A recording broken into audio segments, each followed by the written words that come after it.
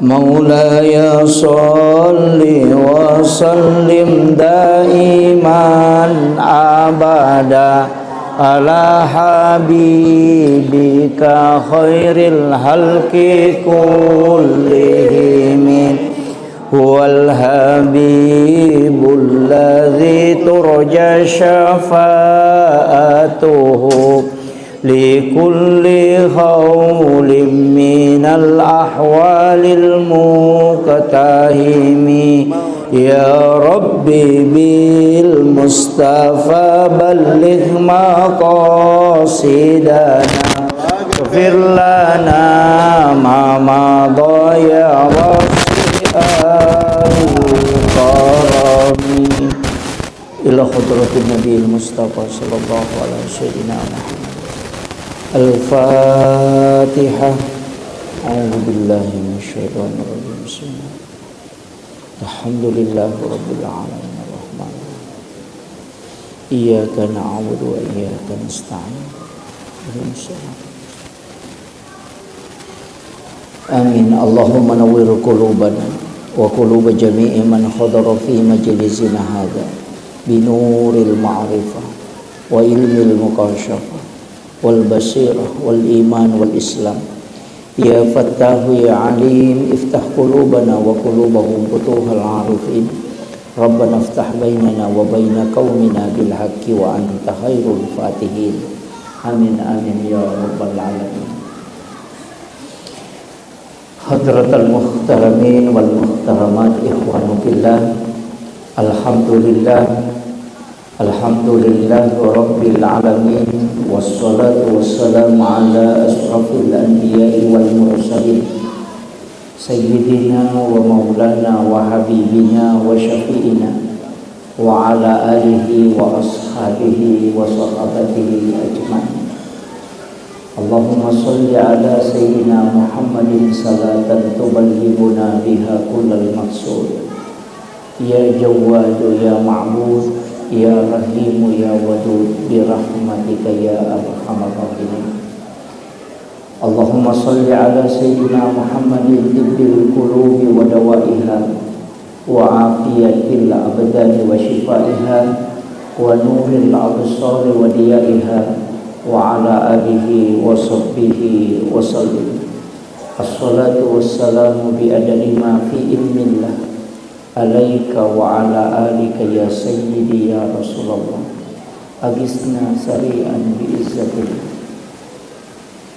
Biar kami muliakan, kami ta'zimi para habaib wa syara'ib, para alim, para ulama, para imam, para tokoh masyarakat, tokoh agama, ibu-ibu majelis taklim, terkhusus kami muliakan Bapak selaku Ketua Panitia Pelaksana Peringatan Maulid Nabi besar Muhammad sallallahu alaihi wasallam di Masjid Nurul Istiqamah Pasar Sentral Makassar, seluruh yang terlibat langsung dalam kegiatan ini semoga mendapatkan keberkahan dari Allah Subhanahu wa taala. Dan mudah-mudahan usaha kita, apa yang telah kita sumbangkan dalam peringatan Maulid, man asdaqa dirhanan faqad sababan liqiraati maulidin nabi la yakhrujuna minad dunya illa rahimallah. Siapa yang bersedekah walaupun hanya 1 dirham, mungkin 1.000-2.000 rupiah, faqad sababan liqiraati maulidin nabi, yang menyebabkan dibacanya sejarah Rasulullah, maka la yakhrujuna minad dunya illa rahimallah, maka orang itu tidak akan meninggalkan dunia kecuali dalam keadaan dirahmati oleh Allah Subhanahu wa taala. Mudah-mudahan waktu istirahat kita ini dimanfaatkan untuk peringatan Maulid, karena ini sebenarnya waktu tidur, tapi kita gunakan untuk taklim. Alhamdulillah, semangatnya ibu-ibu majelis taklim, sholawatan, kelompok hadrah yang sungguh sangat luar biasa. Bapak, Ibu sekalian, seluruh tamu undangan yang insya Allah dirahmati dan dimuliakan oleh Allah Subhanahu wa Ta'ala.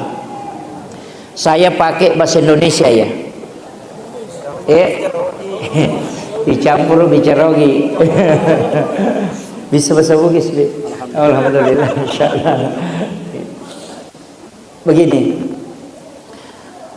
sebenarnya peringatan Maulid ya kuidi tu ogie tidak ada istilah Maulid. Yang ada itu Maulud. Ya, makanya dia tidak maka dama Maulid, maka dami Maulu.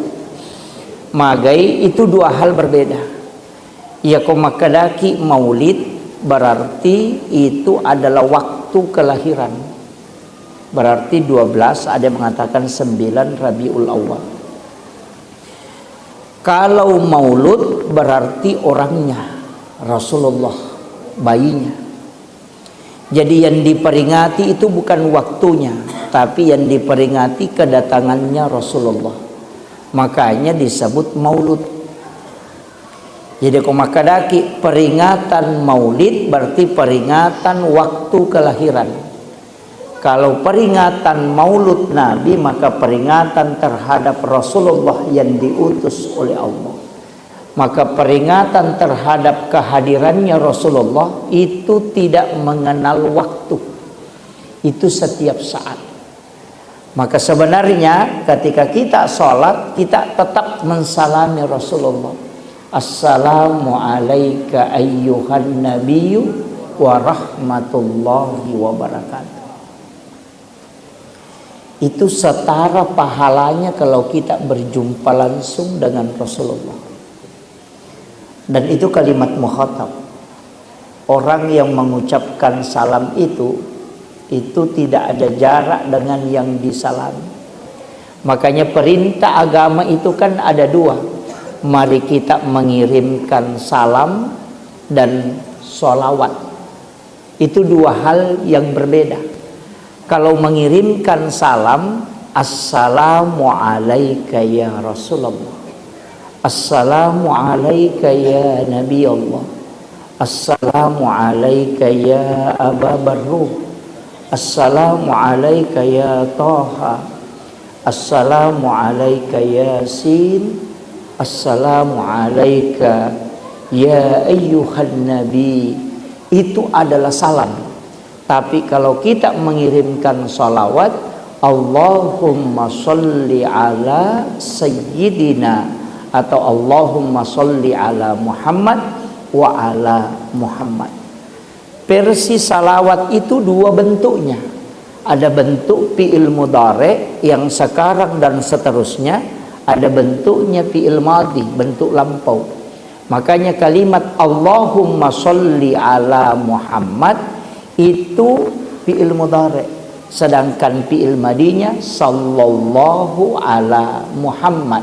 Sallallahu ala Muhammad kenapa bentuk lampau? Karena sebelum jasadnya Rasulullah diciptakan, malaikat dan para nabi sudah bersalawat kepada baginda Rasulullah. Maka salawat sebelum jasadnya Rasulullah ada disebut salawat Jibril. Itulah yang sering kita ulang dengan kalimat sallallahu ala Muhammad. Itu dibaca ketika mahalul qiyam, baik dalam pembacaan Maulidul Barzanji maupun pembacaan maulid-maulid yang lainnya. Kenapa? Karena yang disalami adalah nurnya Rasulullah.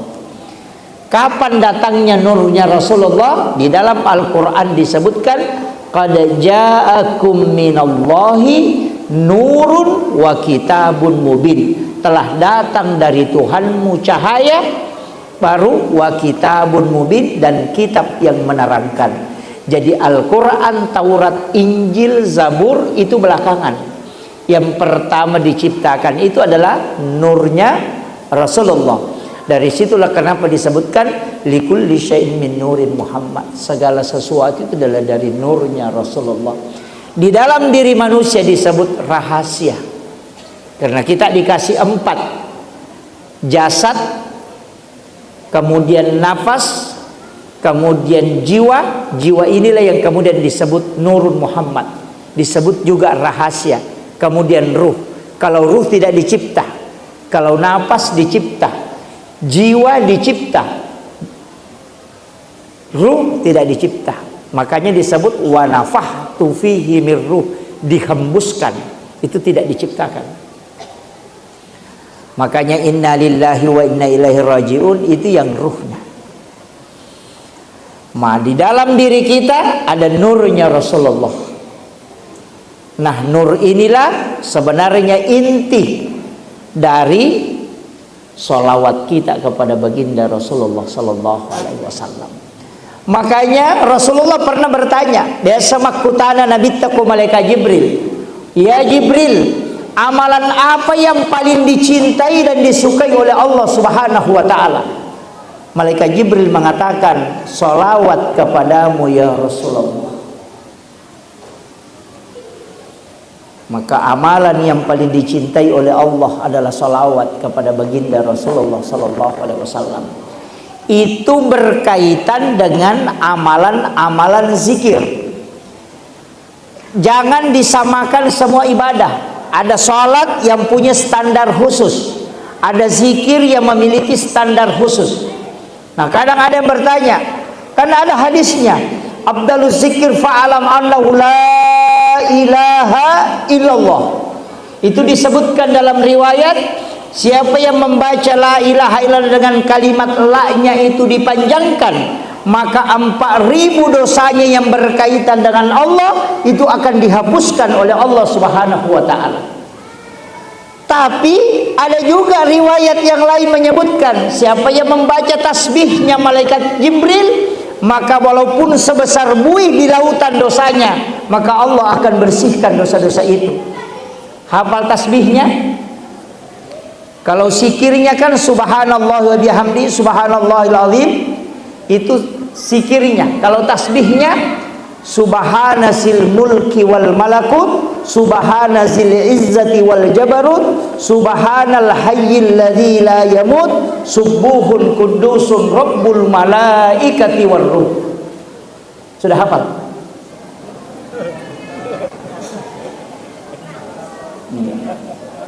Itu tasbihnya malaikat Jibril.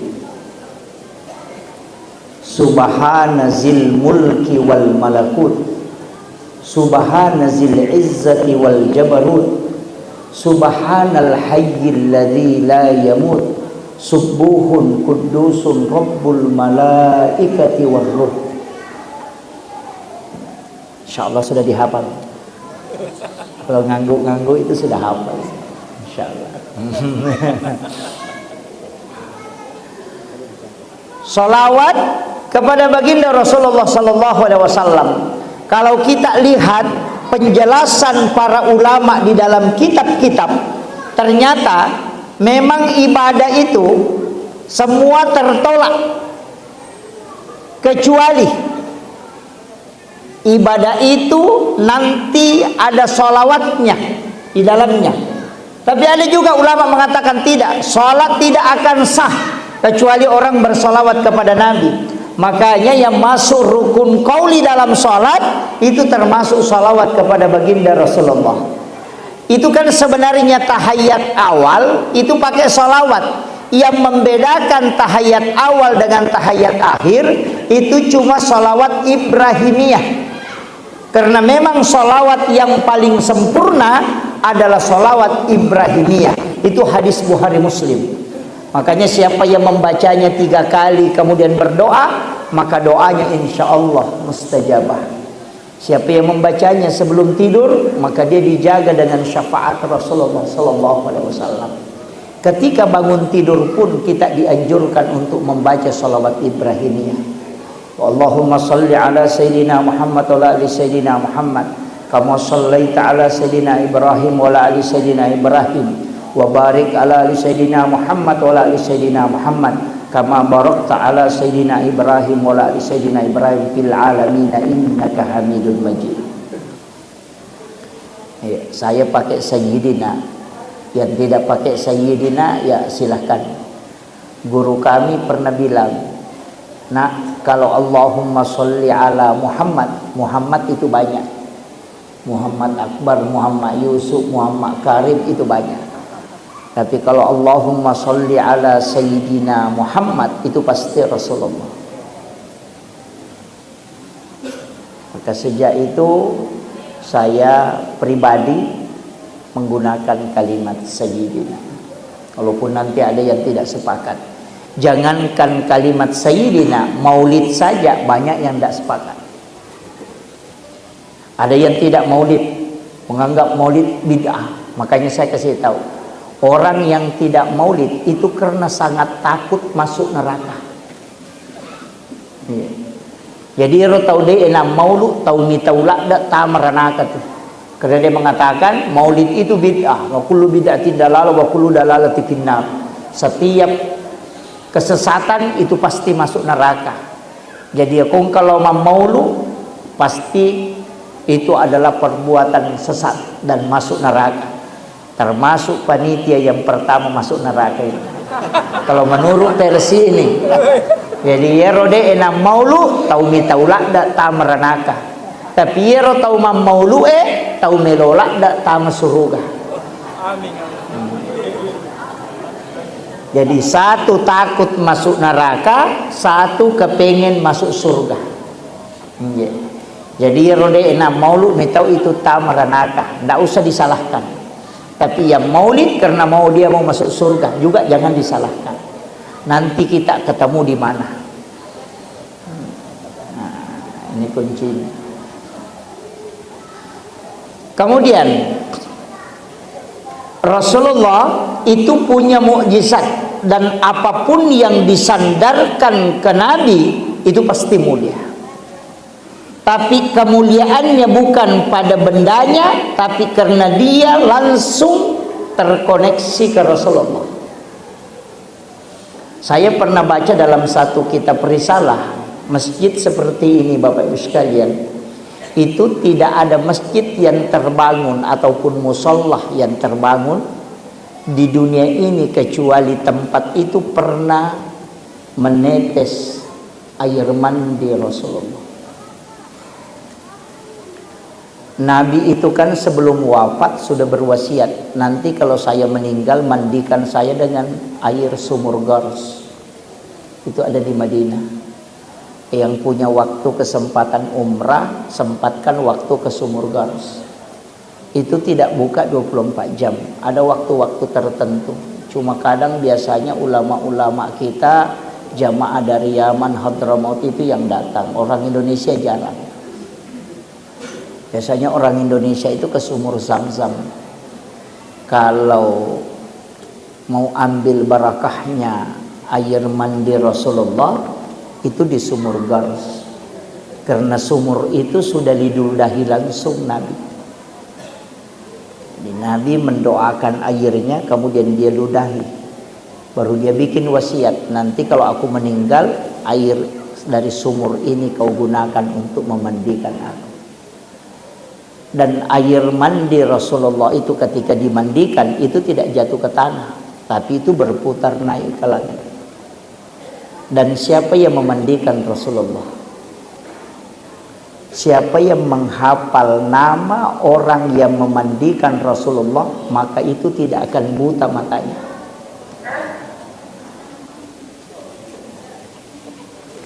Itu barakahnya. Cari itu.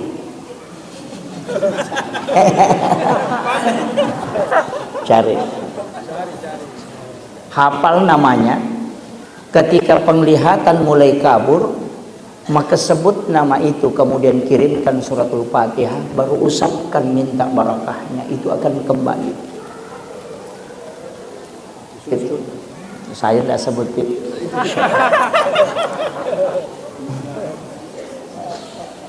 Itu naik ke langit. Setelah Rasulullah dimakamkan, turunlah hujan pertama dan rintisan-rintisan hujan yang ada air mandi Rasulullah bekasnya itu ikut. Maka di mana menetes bekas air mandi Rasulullah, pasti dibangun masjid dan musalla. Tidak akan terjadi kiamat kecuali semua tempat itu ditempati masjid. Itu barakah. Tapi sebenarnya apa bedanya masjid dengan musalla? Kadang-kadang kan kita tidak bisa bedakan. Oh, bedanya gampang Ustaz. Ada namanya musalla ini sama masjid ini. Sebenarnya perbedaan paling mendasar masjid dengan musalla itu satu aja. Kalau masjid berarti tanah tempatnya itu sudah diwakafkan. Kalau belum diwakafkan itu masih musalla. Walaupun namanya masjid. Makanya hati-hati. Dan ada pendapat ulama kita itu yang masih kuat, bahwa untuk masjid itu bisa ditempati untuk sholat Jumat karena tanahnya sudah diwakafkan. Tapi untuk musalla itu tidak boleh. Itu di mazhab Syafi'i. Makanya juga untuk musalla itu tidak melaksanakan sholat sunat tahiyatul masjid. Itu ada pendapat yang tidak melakukan sholat sunat tahiyatul masjid pada musalla. Walaupun ada ulama yang membolehkan. Itu perbedaan paling mendasar. Bukan namanya ya. Makanya kalau ada masjid pribadi, nama orang kemudian dia tidak wakafkan tanahnya, walaupun tertulis masjid, itu masih musalla sebenarnya. Itulah pentingnya masjid itu diwakafkan tanahnya. Karena itu baru milik umat. Tapi kalau wakaf ini kan jadi masalah juga, Pak.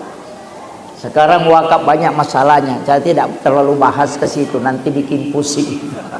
Karena banyak hal itu. Kalau sudah diwakafkan tidak boleh ditempati penyembelihan kurban.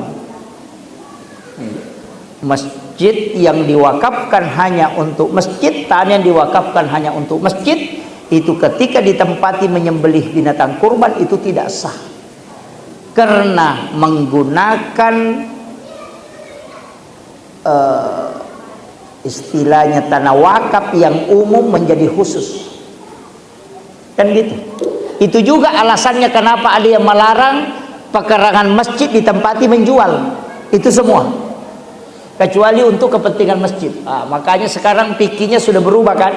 Dulu itu kan fikih Syafi'i ketat, sekarang kontemporer banyak dipakai, tempati bisnis, disewakan, diapakan, pokoknya semua alat-alat masjid bisa dijual, bisa dipakai masyarakat. Oh, itu banyak. Makanya pendapat itu banyak kalau fikih. Jangan sekali-kali terpatok pada satu pendapat saja. Agurumuki materu. Makanya kalau fikih itu kan paham. Jadi dia nak tapusi kong kapacaramu maka dia nak buat dipakai ya, maka dia nak buat dipakai dong kami mamu pendapat makor. Tapi mana yang kita pakai? Oh ini. Kalau mau lebih hati-hati, lebih tinggalkan ini. Kan begitu. Itulah agama. Makanya kajian Islam hukum-hukum, ulamanya disebut fuqaha. Kajian iman itu tauhid, akidah, ulamanya disebut murabbi. Kajian ihsan, akhlak itu kajian tasawuf, ulamanya disebut mursyid. Itu beda-beda. Kalau fikih tahu sah tidaknya sholat. Kalau tauhid mengenal siapa yang disembah. Kalau tasawuf mengenal diri dan adab menyembah kepada Allah. Makanya 3 ilmu ini harus dikuasai. Kan banyak orang melo khusus sampai jana tapi fikih nak gurui itu tidak ketemu. Makanya Allahu Akbar tidak bisa. Karena bukan jalurnya. Tapi saya kasih satu tips dari mursyid kami. Kalau mau khusyuk dalam sholat, itu kuncinya 2. Yang paling mudah. Yang pertama adalah wudu. Ya komak jeneki, usahakan khusyuk dalam wudu. Karena yang tidak khusyuk dalam wudu tidak mungkin khusyuk dalam sholat. Ya nadena makanja paringerata ko majenne ki deto tule pakanjaki paringerata ko sampajang. Tapi ya ko makanjai paringerata ko majenne ki maka mudah kita khusyuk dalam sholat. Itu kunci pertama. Kemudian yang kedua, pakaian yang mau dipakai sholat usahakan ia penipake kotome mas sempajang setelah sholat dilepas, maka itu akan membantu kita untuk khusyuk dalam sholat. Ya kok ya tu pakai olahraga, ya tu pakai mak golok, ya tu pakai mas sempajang, itu jadi masalah. Tapi sah. Yang penting kan tidak ada najis. Itu boleh aja. Cuma ada namanya adab. Maka dia tahu pandrite. Ya kau angka pakaianmu masiri kau pakai siruntuk presiden, masiri kau pakai siruntuk pak wali kota. Mestinya pakaian itu engkau lebih malu memakainya ketika ingin ketemu dengan Allah. Kenapa Rasulullah mengatakan seandainya aku tidak mengkhawatirkan kalau memberatkan untuk umatku sebelum sholat itu saya wajibkan siwak. Bikin nengedena mi tahu nabi tanarekona masusaki berat bagi kita, maka siwak itu wajib dilakukan sebelum sholat. Itu wasiat Rasulullah. Tapi Nabi khawatir kalau itu memberatkan untuk kita, maka dia tidak wajibkan siwak. Kenapa? Hikmahnya yang pertama adalah karena kalam Al-Quran yang kita mau baca itu dari bibir mulianya malaikat Jibril lewat ke bibir mulianya Rasulullah. Masa mulut yang mau membaca kalam mulia ini kau tidak bersihkan sebelum engkau melepaskan? Dari situlah kenapa penghafal Al-Quran itu harus menjaga mulutnya, harus bersih betul, karena akan lewat kalam-kalam mulia. Makanya imam itu sebenarnya mestinya dia memperhatikan sunnah siwak ini. Kelebihannya siwak apa? Banyak, itu menguatkan daya ingat. Yang ketiga, siwak juga itu manfaatnya besar. Itu tidak merusak gusi. Tapi yang keempat paling bagus ini, itu menjaga uban.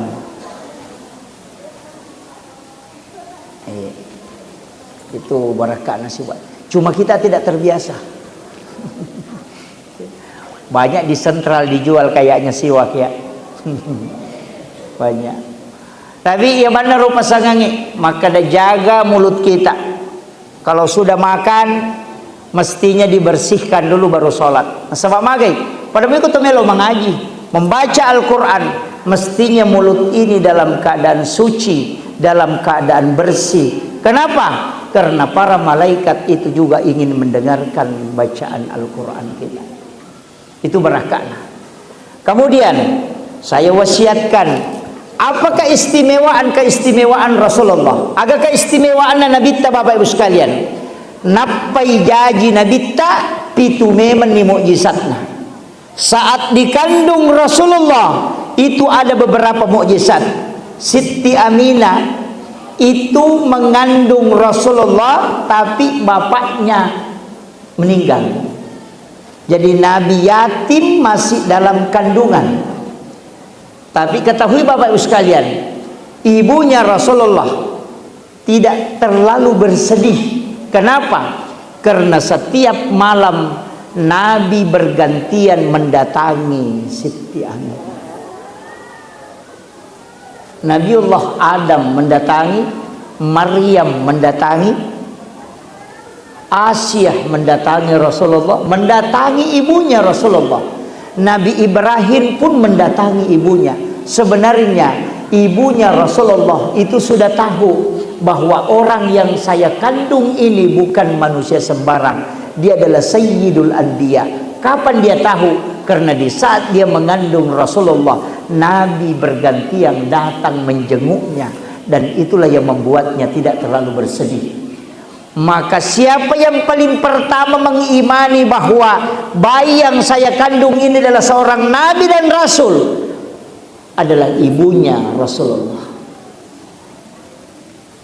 Maka sungguh sangat keliru kalau ada orang mengatakan ibunya Rasulullah itu masuk neraka. Ini penting dulu saya wasiatkan. Kemudian Nabi lahir, apa mukjizatnya? Mabtu as-sur, tidak ada tali pusar. Nabi lahir itu tidak ada tali pusar, plasentanya tidak ada. Yang kedua, Nabi lahir sudah terhitan, makanya tidak ada yang menyentuh kemaluannya Rasulullah. Yang ketiga, Nabi lahir itu sudah bercelak, purame mengimacilla najaji. Kemudian Rasulullah ketika lahir itu mengangkat kepalanya ke langit, tapi kedua tangannya dia telapkan di lantai, kemudian satunya mengangkat, kemudian dia mengatakan, ada kalimat itu, makanya nanti itu kan tertulis ada di punggung sebelah kiri sebelah kanan, itulah yang disebut dengan nubuwah.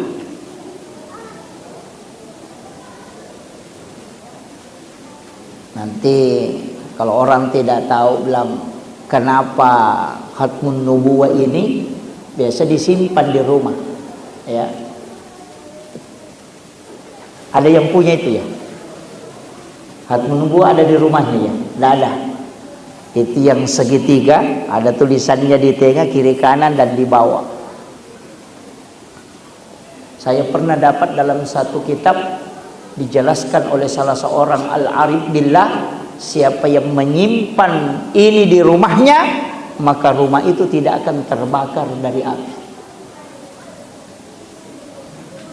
Khatmun nubuwah itu.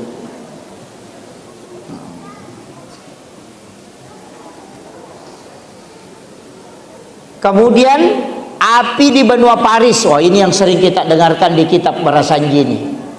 Api di benua Paris itu padam. Sungai tempat penyembahan orang Majusi juga itu surut airnya. Kemudian berhala yang ada di sekitaran Ka'bah itu berjatuhan. Kemudian ada suara yang keluar dari pojok Ka'bah yang disebut suara yang lahir bersama Rasulullah. Di pojok pertama itu qad ja'akum minallahi nurun wa kitabun mubin. Di pojok kedua wa qul ja'al haqq wa sahaqal batil innal batila kana sahuka. Di pojok ketiga laqad ja'akum rasulun min anfusikum azizun 'alaihi ma'anittum harisun 'alaikum bil mu'minina raufur rahim fa in tawallaw faqul hasbiyallahu la ilaha illa hu 'alaihi tawakkaltu rabbul arsyil azim. Kemudian di pojok keempat ya ayyuhar rasul balligh ma unzila ilaik. Itu 4 pojok. Makanya kalau orang pindah rumah baru itu yang dibaca. Kalau azan pertama di sudut pertama itu dibaca, baru azan kedua baca ayatnya, azan ketiga baca, azan keempat baca ayat. Di 4 sudut itu ya naduna satomatot tariolo ayat si jajangan nanabita. Tidak ada yang membaca, tapi ada suara yang keluar. Apa tujuannya? Supaya jin tidak akan tinggal di rumah itu. Kalau ada pencuri mau naik di rumah kita, akan diberikan kesadaran itu. Tapi kalau dia mengambil barang di dalam, maka digurut tadi ini telalangin not. Kemudian namuna tunu api te boleh ditunan ri api kuna pak barakai pongalata.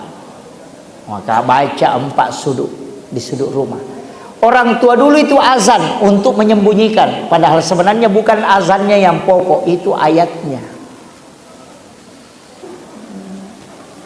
Sudah hafal? Belum juga. Yang penting hafal. Qad ja'akum minallahi nurun wa kitabun mubin wa qul ja'al haqq wa saqal batil innal batila kana sahuka laqad ja'akum rasulun. Itu kan 4 sudut itu.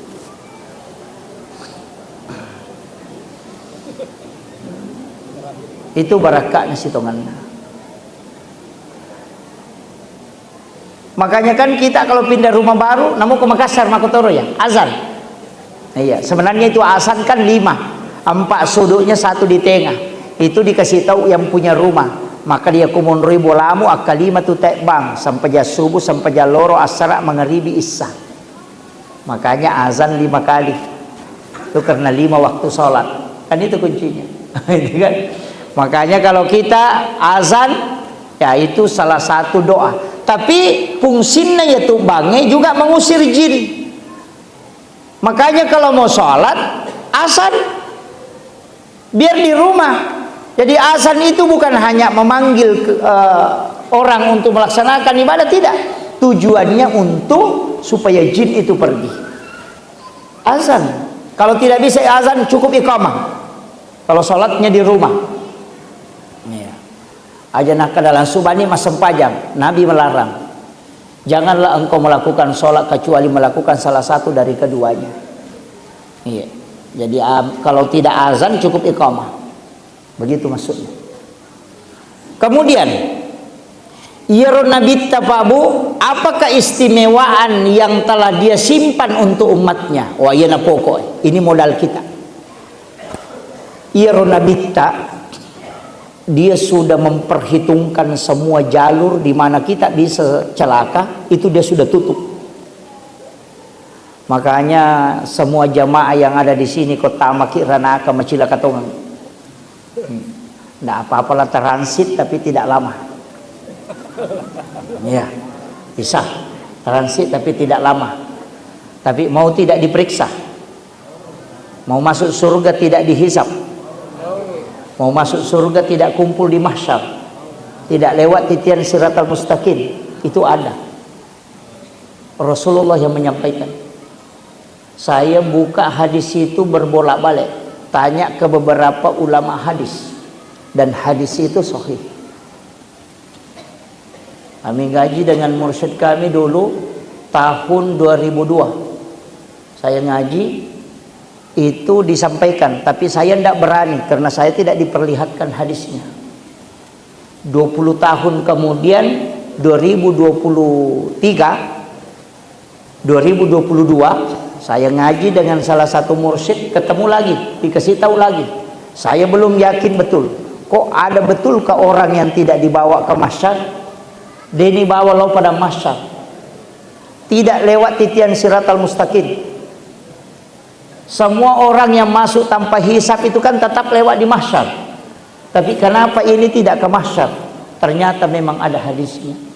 Agana sanabitta nigi ummakku masih dekkah. Denis ini gak tahu nasidakai, tahu nasidakai de tahu nisangi maka dani gasidakai. Maka orang ini nanti ketika menuju ke mahsyar dijemput oleh malaikat, dibawa ke ila rafiqil a'la.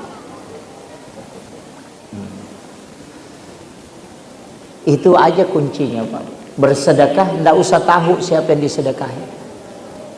Yang disedekahi pun tidak tahu siapa yang mensedekahi.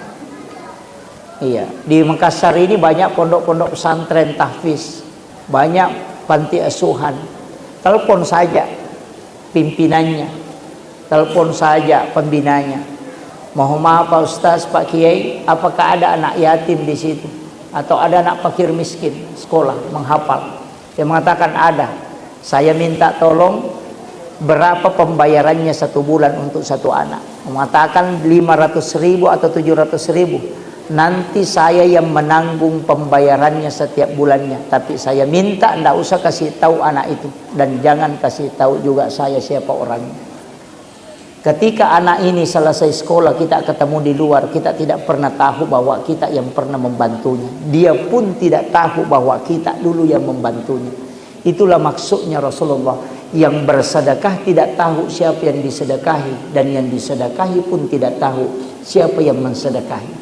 Ia nanasat tahu nabitta napai malala lau pada masyar, maka dia pun Allah Ta'ala napodangi malaikat fulan bin fulan, jemput dia, jangan bawa ke situ untuk antri, bawa ke ila rafiqil a'la, tempat yang paling tinggi. Itu keistimewaan. Ia miko pasi pulungnya nak yatim napai lengan pelok napai soting ibalendermo payatu.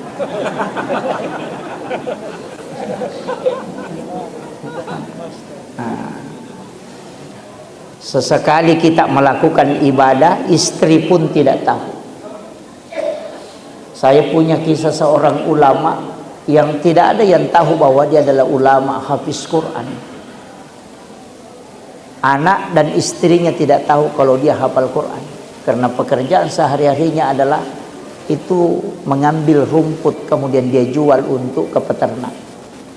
Tapi ternyata dia adalah hafiz Quran dan hafiz hadis. 8.000 hadis dia hafal. Tidak ada yang tahu. Anak istrinya tidak pernah tahu. Mesti ada ilmu rahasia yang kita miliki, Bapak Ibu sekalian. Amalnya pun harus ada. Jangan nampak semua. Kalau ada sedekah seperti itu tadi, kita kena penyakit, semua dokter sudah angkat tangan. Oh, tidak bisa lagi disembuhkan, Pak. Ini penyakit langka. Maka ambil air wudhu, sholat sunnah hajat 2 rakaat. Di dalam sujud terakhir minta, ya Rob, ada amalan yang saya lakukan hanya Engkau dan aku yang mengetahuinya. Maka aku mohon kepadamu, berikan keberkahan amalan ini untuk menyembuhkan penyakitku ini. Itulah yang disebut dengan bertawassul dengan amal soleh. Itu bisa menggeser batu tanpa disentuh. Itu yang dipakai para ulama. Guru Taqi Abdul Rahman Ambodale pernah mengatakan, dena lutu pasawa eko de muletu. Itu karena amal rahasia. Kalau yang karena Allah 100.000 baru dipakai berdoa susah sekali. Tapi kalau mau ambil yang rahasia. Kadang-kala juga kita terbalik. Kalau 500.000 namanya disebut. Tapi kalau 20.000 Allah yang disebut.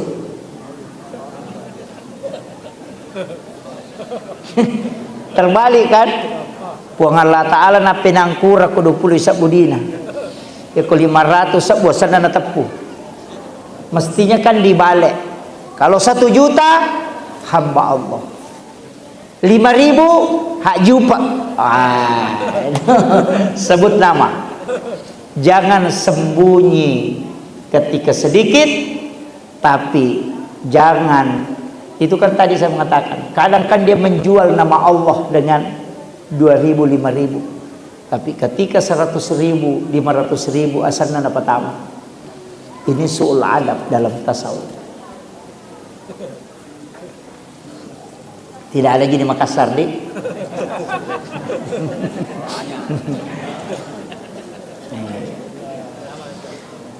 Alhamdulillah, Nabi sudah menjaga kita.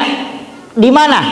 Yang pertama dia sudah minta, pendekkan umurnya umatku, jangan panjang. Karena kalau dia melakukan dosa, tidak lama dia berdosa. Nanti hisapnya juga tidak lama. Itu Nabi minta. Makanya kita itu tidak panjang-panjang umur, Pak. Antara 60-70 aja. Nabi sudah minta itu. Jadi kalau ada keluarga meninggal di umur 60, itu panggilannya Rasulullah. Jangan terlalu bersedih. Iya. Yang 70 ya, kalau sudah lewat itu, wah itu sudah alhamdulillah, satu keberkahan itu. Kemudian yang kedua apa yang diminta Rasulullah? Karena pendek umurnya, maka ibadahnya tidak mungkin banyak. Maka saya minta lipat gandakan seluruh kebaikan yang dia lakukan. Kalau dosa cukup 1, itu pun kalau dia tidak bertaubat. Nanti kalau dia bertaubat, ganti itu menjadi kebaikan. Maka dari situ orang yang berdosa kemudian bertaubat, kata Nabi, sama kalau dia tidak pernah melakukan kesalahan. Inilah yang dipakai orang nak korupsi.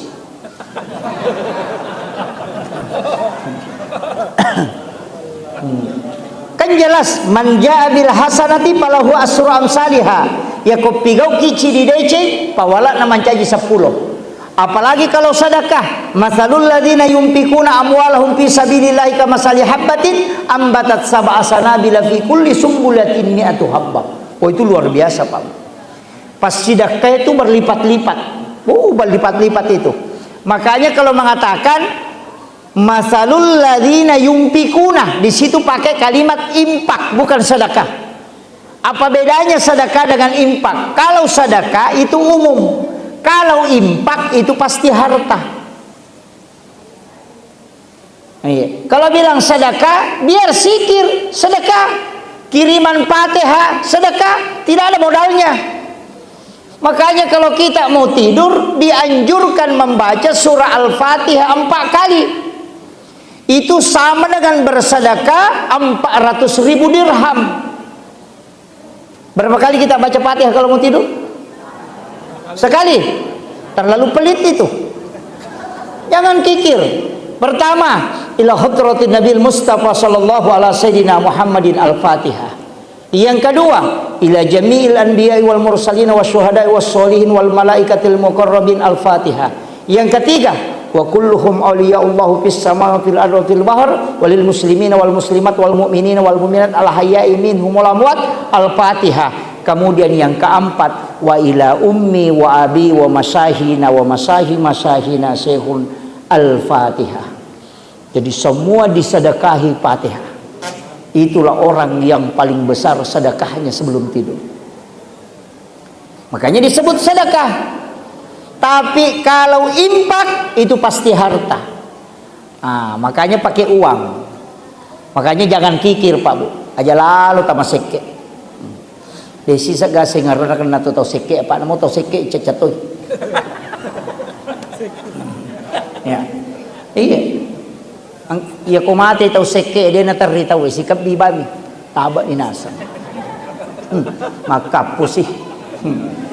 Dan tidak ada orang menangis. Sungguh celaka ketika kita meninggal dan tidak ada yang menangis. Taroki pasengar. Orang kikir itu tidak pernah dikenang Pak. Lawi masyarakat buru tena baca ki buru ekosan nako ki buru na tahu paseke na biasa aja. Padahal buruk di buku-buku demo penapa aja na rampe tahu ya seke kan. Jangan dermawanlah. Dan yang bisa mengubah murka Allah itu hanya sedekah. Makanya sedekah itu Nabi minta betul 3 doa aja di situ. Yang memberi, saya mohon kepadamu ya Rabb, doa yang dari saat bersedekah, yang menerimanya disuruh berdoa. Yang kedua, berikan pahala orang yang menggembirakan umatku. Makanya kalau ada orang sedekah riya, tidak usah khawatir. Memang dia tidak dapat pahala sedekah, tapi dia bisa dapat pahala, bukan pahala sedekah, pahala menggembirakan umatnya Rasulullah. Maka tidak ada lepas itu Pak. Kenapa Nabi minta orang yang menerima sedekah berdoa, bukan yang memberi? Padahal nabi-nabi terdahulu itu yang memberi disuruh berdoa. Tapi kenapa di umatnya Nabi yang menerima disuruh berdoa? Karena Nabi sudah tahu yang memberi bisa riya, tapi yang menerima tidak mungkin riya. Angka gak tahu masih sedekah riya ada, tapi angka gak tahu terima pas sedekah riya tidak ada. Maka ketika riya yang memberi tapi yang tidak riya berdoa, bisa diterima sedekahnya karena doanya orang yang ikhlas. Itu hebatnya Rasulullah. Di mana lagi kita? Di dalam kubur. Oh, tidak usah khawatir. Nabi sudah kasih tahu. Ada satu surah di dalam Al-Quran, siapa yang membacanya kata Nabi, menghafalnya, maka dia tidak akan kena azab kubur. Itu surah Al-Munji'ah, suratul Mulk. Makanya baca itu. Dan termasuk orang yang tidak hancur jasadnya adalah orang yang menghafal dan mengamaliyahkan suratul Mulk. Itu terjaga. Kata Pak Moto, tidak dihafal, baca saja sekali setiap hari. Sesudah sholat maghrib atau sesudah sholat isya atau sesudah sholat subuh, baca sekali saja sehari. Dilakukan selama 1 tahun, insya Allah dihafal. Karena kalau dibaca sekali sehari berarti sudah 360 kali dibaca. Karena itu dalam 1 tahun, insya Allah dihafal. Ada juga orang Pak tidak hafal, tapi kalau orang baca dia bisa sambung. Ada. Disuruh hafal tidak bisa hafal. Tapi ketika orang baca dia bisa sambung. Oh ini ayat berikutnya, ini ayat berikutnya. Itu namanya orang yang dimiliki oleh Al-Quran. Biasanya yang begitu orang-orang tua yang mengajar mengaji. Guru pengaji 50 di 2 tahun mah pengaji. Namun komiasi bolana nas mengaji nak guru nasal salih tanya sambunganlah. Kenapa dia bisa tahu padahal dia tidak hafal Quran? Karena Al-Quran telah masuk di dalam dirinya. Itu bisa menjadi syafaat. Tidak usah khawatir Pak, jalur kita masuk surga itu banyak sekali. Banyak sekali. Makanya semua ibadah itu ada turunannya.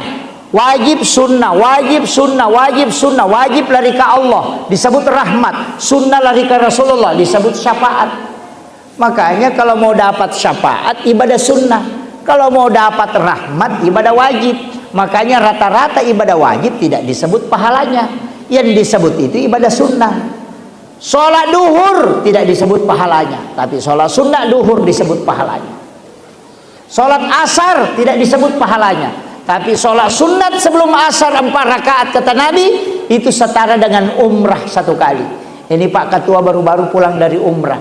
Kalau mau kalahkan dia gampang. Sholat sunnah 4 rakaat sebelum asar langsung dapat pahala umrah gratis. Nah, itu kuncinya. Tapi tidak bisa kalahkan sholatnya orang di sana.